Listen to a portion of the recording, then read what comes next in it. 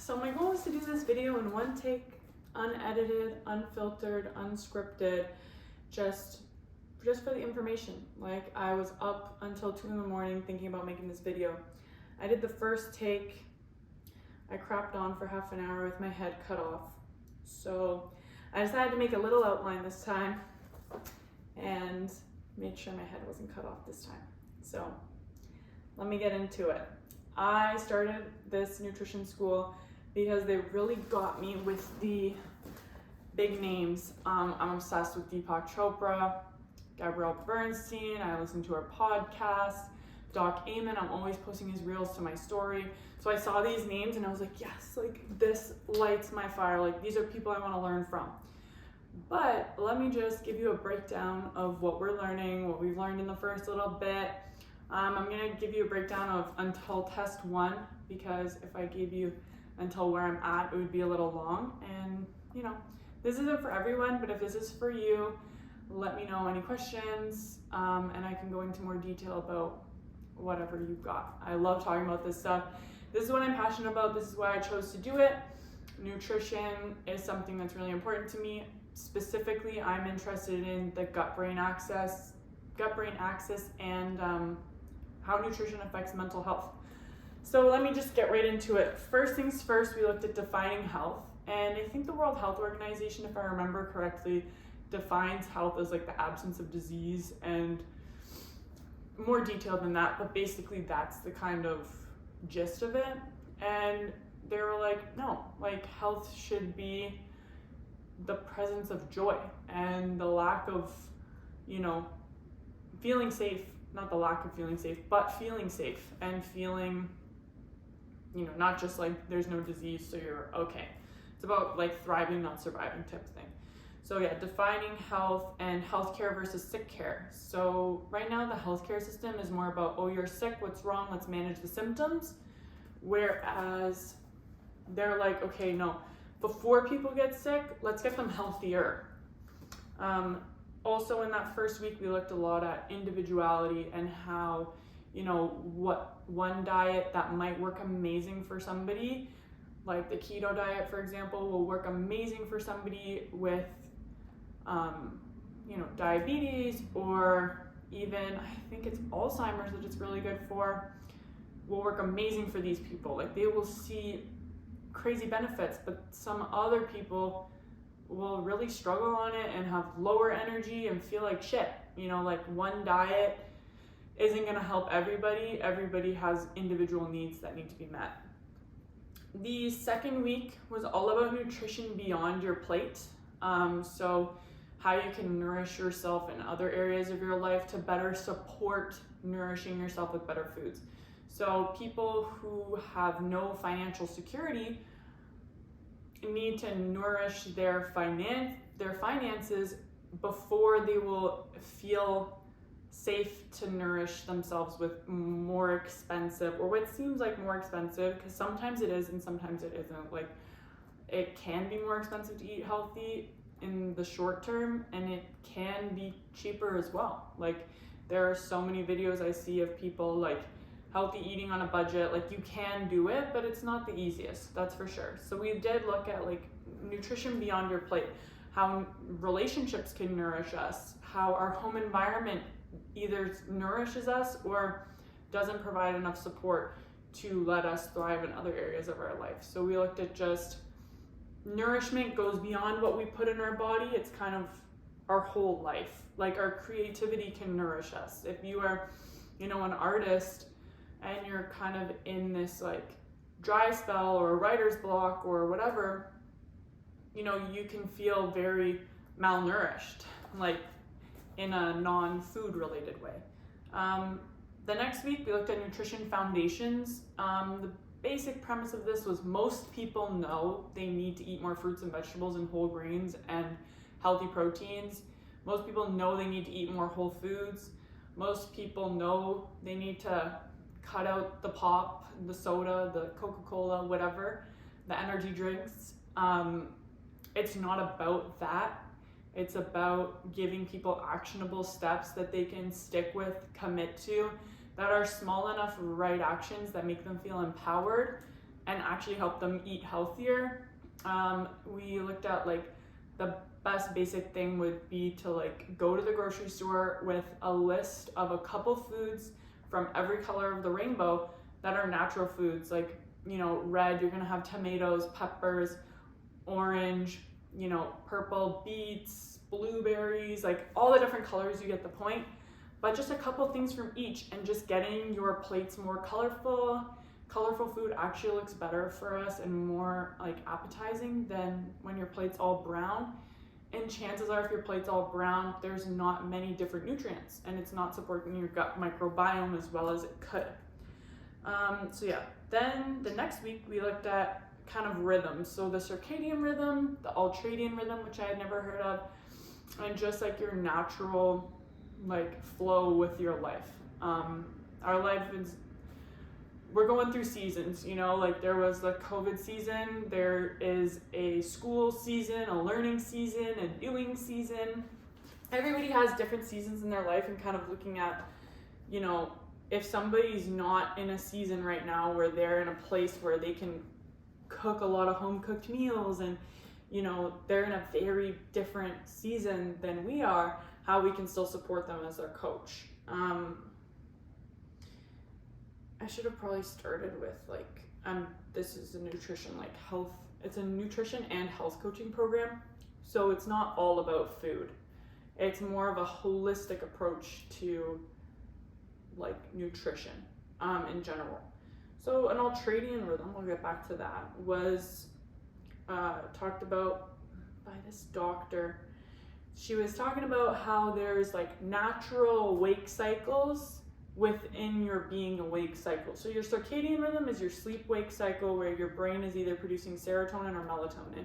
And then that's your circadian rhythm. And then your ultradian rhythm is within that. There's natural like ebbs and flows throughout the day of your energy levels, just based on metabolism, what you're doing, how hydrated you are, whether you just ate or not, and trying to use self-awareness and the knowledge of these rhythms to better your life. Like, okay, if you have something that really needs to get done, you have an essay that you've been putting off, let's say you're a student, or you have a work project that you've been putting off, okay, well, when in the day are you most productive consistently? How can you set yourself up best to get this done? And kind of looking at meeting people where they are. Like, some people are night owls, some people are early birds. It usually has to do with their ultradian rhythms, whether they're one or the other. And you can shift yourself from one or the other, but it's going to take time. It's going to, like, you're better to meet yourself where you are and make the changes that are going to best support you now. So that was like, yeah, all about rhythms and melatonin and serotonin and hormone supporting foods. Then we looked at the mind-body axis, which is like, again, I say one of my favorite topics. I love seeing the evidence for nutrition and mental health. I feel like my mental health has turned around a lot since I started, you know, eating better. And it's something that seems so trivial. Like, of course you're gonna feel better when you eat better. But when you're in a funk and you're down bad, the last thing you want to do is cook yourself a healthy meal. So it can be really, really easier said than done, and it can be tough. Knowing that you know what you should be doing, but you're not doing it. I've been there.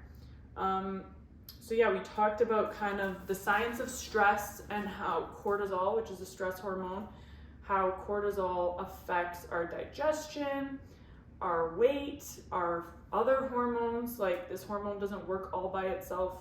Works in unison with other hormones, and just kind of how, you know, how stressed you are will affect what you crave, and whether your body is in rest or digest or fight or flight. So the parasympathetic nervous system or the sympathetic nervous system. I remember learning about this in, like, I think grade 11 bio, but if you didn't take any science in high school, basically you have a system in your nervous system that's either one or the other.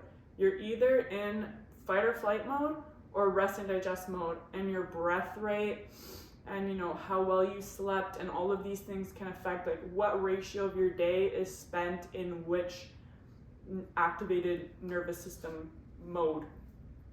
And kind of like actionable tips to help people get out of the stressed fight or flight mode and into like, okay, properly digest your food.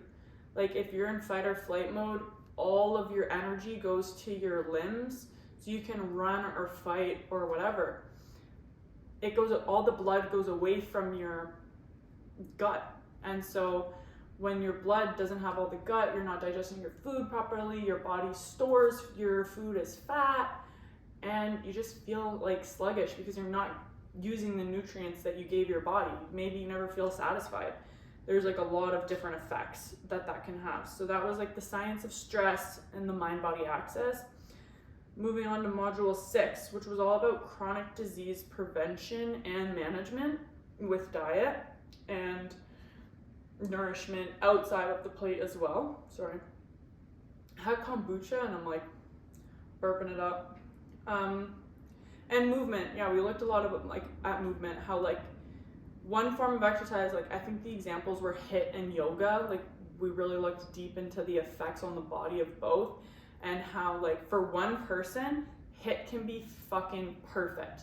Like perfect. Like it can really help them. Just doing it even like 3 or 4 times a week, like can be a game changer for them. It can make them eat healthier. Like I don't know about you, when I go to the gym, I eat healthier that day. If I don't go to the gym and I know I'm not going to the gym, like usually Sundays, I kind of eat shittier. So just kind of looking at like exercise that supports your body, because for one person it can be great, and for another person it can leave them tired all day. It can leave them with actually more stress hormones. Like you really got to balance what's right for you. And that's trial and error, as well as looking at other lifestyle factors. So what do you need from your movement? You know, do you need an outlet? Me, I need an outlet. Like I need to punch and hit people. That's why I do Muay Thai. I love Muay Thai. Muay Thai has changed my life for the better. I would have never taken this huge step into becoming a nutrition coach if it wasn't for starting Muay Thai over a year ago. Like I started this after Muay Thai, decided I want to be a coach. Like I want to help people with their nutrition. I want to help people with their fitness. I want to help people with their mental health. Like I want to be certified and well equipped to help people get their fucking shit together and help people transform their lives for the better, and help people, you know, get into a career that they are so passionate about, whatever. Like I just want to help people, and I wasn't feeling like I was doing that a couple of years ago. You know, I was working at a dispensary, and then I got sober after Muay Thai. Like, you know, I was working at a dispensary, smoking weed every day, waking and baking, partying every weekend, and then I found Muay Thai, and like it gave me purpose. I was like, I want to be fitter, I want to be a better fighter, you know, I want to show people anything is possible. I can find this sport at 22 and fucking crush it. You know, actually I remember spending my 22nd birthday, was my first week in the gym, and I spent my birthday at the Muay Thai gym. It was like my first week there. I started in September, and my birthday is the second week of September, and like I was just so happy to be spending 22 doing exactly what I wanted to do, which was this form of fitness. And it helped me eat healthier, it helped me go sober, and I just think like there's so much value in finding the movement that you need. Like I tried the yoga, I tried Pilates. I enjoy being fit, I enjoy exercising, I enjoy all these things, but it wasn't that like sweet spot for me where I was like, oh my gosh, this is my passion. So finding the right movement for you, it might be yoga, it might be Pilates, it might be group Zumba classes. Like everybody is different. Like what's gonna work for you is not gonna work for everybody. But for me, I didn't like lifting weights in the gym. I didn't love the yoga. I tried to love it, I really did, but I didn't love going to the gym until Muay Thai. So, you know, maybe it's martial arts for you too. But yeah, that's chronic disease prevention and management with diet and movement and finding the right balance for you. That was module 6. Module 7 was about immunity and community.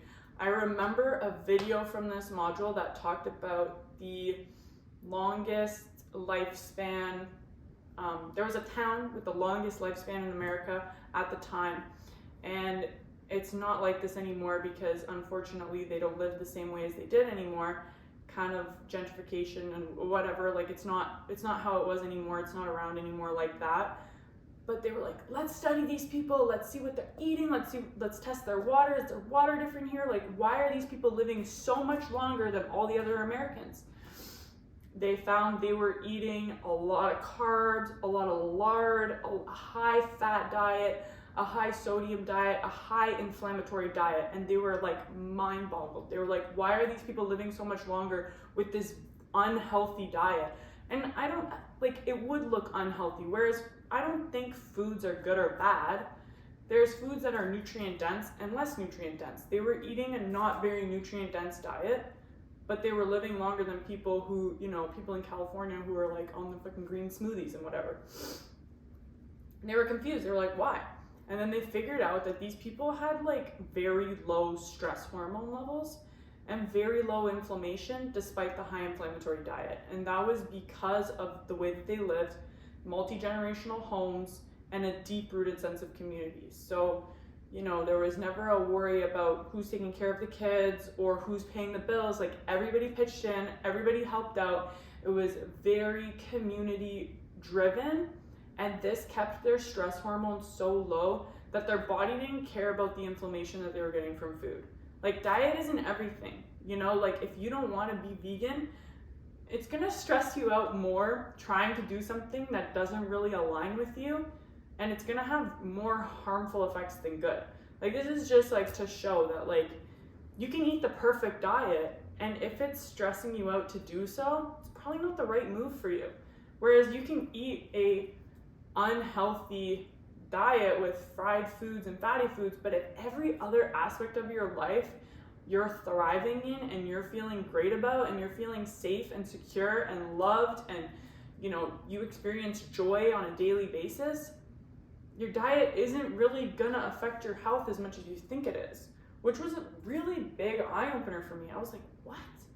I was like, I thought you are what you eat, and you know, let food be thy medicine and all of this shit. But yes, you know, the placebo effect is real, and if you think you're eating shitty food, you're gonna feel like shit about it. If you think you're eating good food and you like realize that food is fuel, but it's also a part of our life where we get joy, it's also a part of our culture, it's also so much bigger than the food on our plate.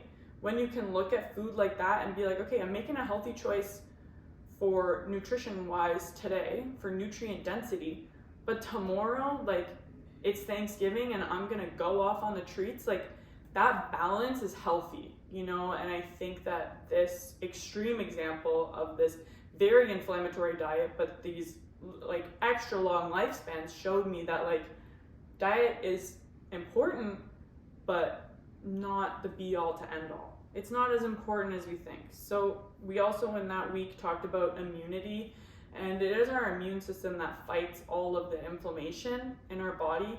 So we talked about immunity and community, and just how like our immune systems are working all the time, and if they're working in overdrive, it doesn't matter how healthy you're eating.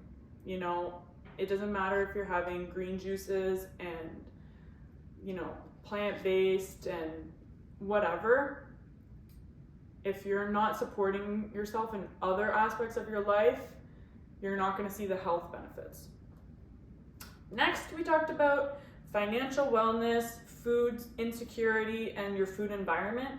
So kind of talking about how if people are really struggling with their finances, their ability and motivation towards eating healthy is going to be reduced. If people have a lot of disposable income to spend on, you know, healthy eating, prepping home-cooked meals, choosing healthier restaurants, like, you know, you can get a lot of food at McDonald's for $20, or you could go to Pure Kitchen and get, you know, a smaller kale and noodle bowl for $20, or you could get like, you know, 6 Dorina chickens. Volume matters, and if you're, you know, if you're not financially well, the support around eating healthier is going to be different. So we kind of went into that, and then that kind of led nicely into module 9, which was all about cravings, mindset, and self-worth.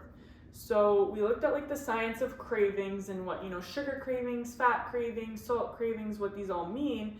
And we also tied that into, you're more likely to binge eat and feel like crap about it if you're not feeling good about yourself already. So how self-worth affects eating habits, how self-worth affects your money mindset and beliefs. Like, do you feel worthy of the career of your dreams? Do you feel worthy of making good financial decisions? Do you believe yourself to be somebody who's just inherently bad with money, or do you believe yourself to be somebody who is a good learner and can, what is it called, like adaptive versus static or something? Like if you think your mindset is like you are who you are when you were born that way, you're less likely to make good decisions than somebody who says, okay, money is a skill, I can learn it and I can get better at it. Somebody with that mindset is gonna, make a lot more high value decisions and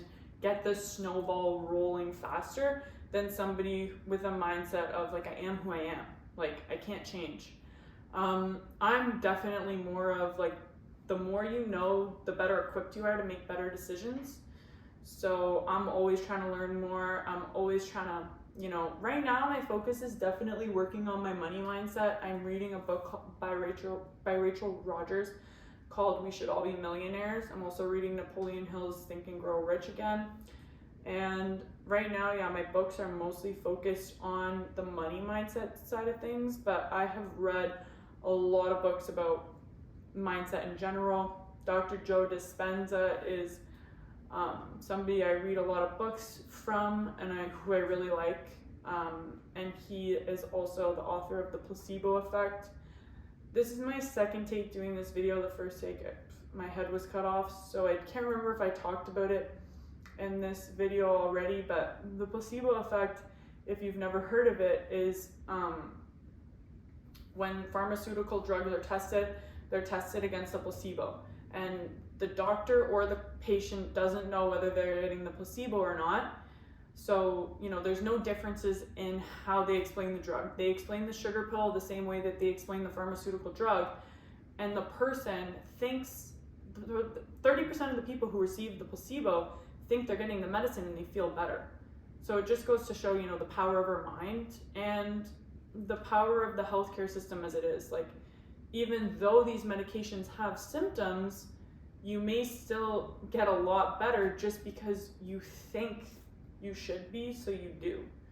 So as I say, my main interest and why I started this was for the whole mindset, mental health, and nutrition link, how they're like integrated.